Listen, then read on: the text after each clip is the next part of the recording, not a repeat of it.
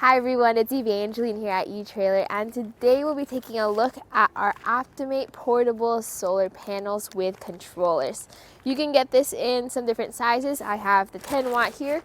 The main purpose of this solar charging system is to charge or maintain the batteries of your vehicle when you're out camping. So it's not really there to power your coffee pot or run your refrigerator, but rather it's a smaller panel because it has a smaller purpose.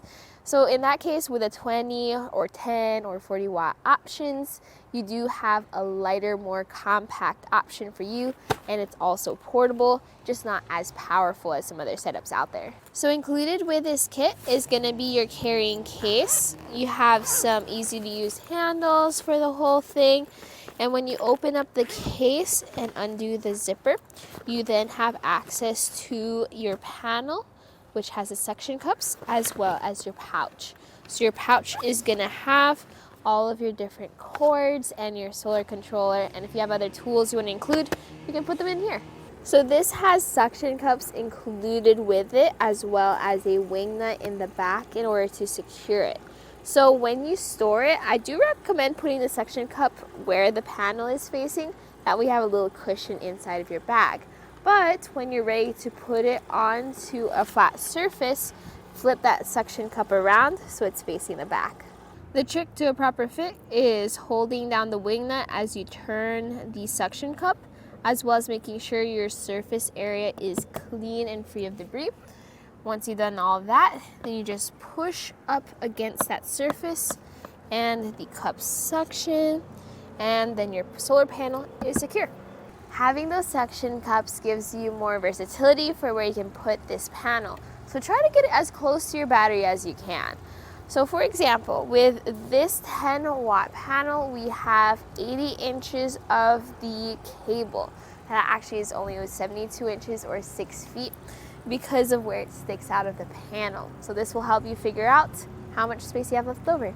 For mounting it to the battery, you have two options. For the quick and easy one, you have these clamps, and make sure to attach them positive and then negative. Now, I personally prefer to use the second option, which is the quick mount. So these attach to your ring terminals, and that way you can keep them on there and not have to worry about install every single time. I actually use the OptiMate system with my own vehicle, so I just connect the ring terminals to the battery and I just leave this on here for months at a time. Make sure that the dust cap is at the end so it's protected from the dust and debris.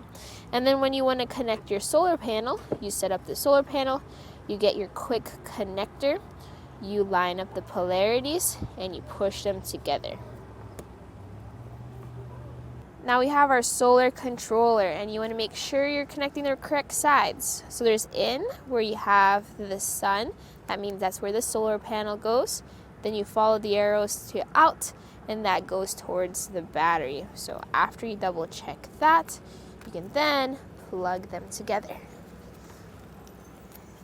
There's going to be 1, 2, 3, 4, and 5 different light bulbs on this monitor.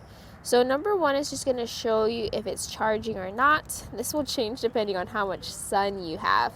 And the speed will change too if it's really bright outside or overcast.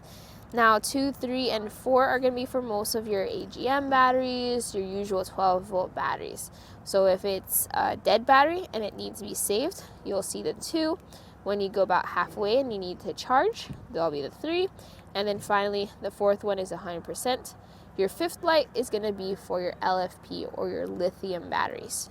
So the portability of this panel is really helpful because then you can move your panel around to get the best sunlight.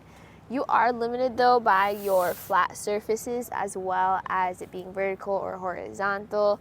So if the sun is angled this way, you're going to have to deal with just this way.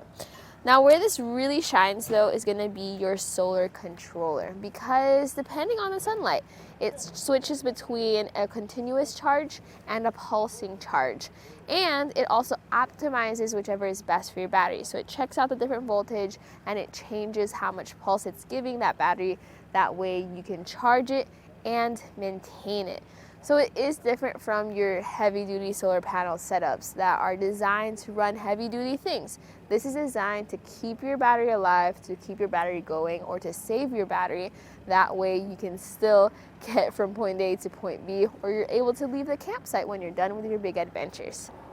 So this is going to be a polycrystalline solar panel, which is also weatherproof. So you do have your metal sides to help give you that good frame to protect that panel on the inside. What's going to happen here though is that it's not as efficient as a monocrystalline panel. Like, it still works really, really well, but when you want efficiency when it comes to space, you then start looking at those monocrystalline panels. In our case here, what you could do is either upgrade from the 10 watt to the 20 watt or the 40 watt to compensate for that space. Now you can get this as a non-portable version without the bag or the suction cups, but it's going to work the exact same way. You can find them all here at eTrailer. Check out our pages, our descriptions, as well as our pictures to help you find the best fit. But this right here was a look at the OptiMate Portable Solar Panels with included solar controllers at etrailer.com. My name is Evangeline, and I hope you enjoyed the journey.